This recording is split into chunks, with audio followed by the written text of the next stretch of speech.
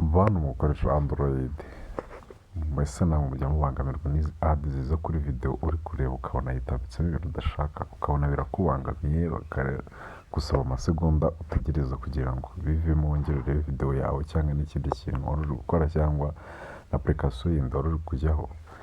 Rero uyu munsi nakuzaniye igisubizo, wowe nta kindi banza ukande subscribe kuri YouTube channel ya Dante Vibes, unamukurikire ku zindi mbuga zose.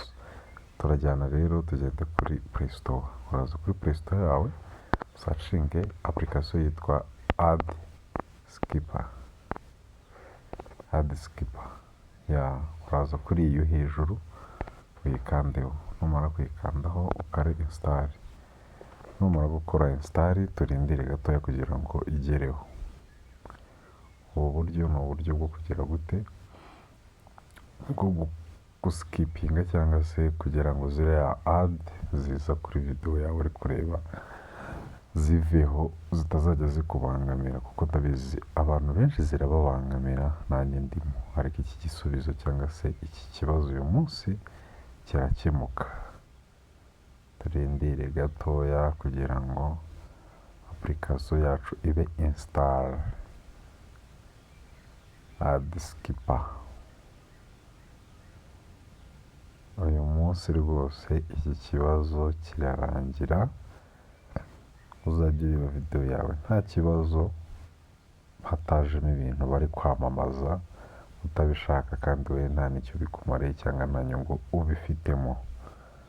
Uyu munsi icyo kibazo naje kugira ngo gikemuke. Nako igeze ku ijana iri kuba installed, yamaze kuba installed, uhita ukanda kuri open tuyifungure. Iyo umaze kuyifungura turaza duhitemo ururimi runaka tuzajya tuyikoresha, duhitemo icyongereza dukande next. Iyo umaze kugera aha ngaha rero uhita ukanda kuri start service. Numara gukanda kuri start service uraza hano handitse understand and agree, ubivuremo bahita uda proceed, ukande proceed.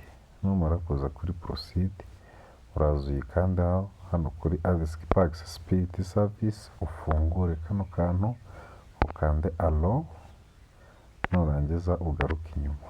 Numara kugaruka inyuma uraza muri setting yayo. Numara kuza muri setting wowe urapostinga service, ukande allow. Numara gukanda allow uraza wenda opening nko kuri YouTube.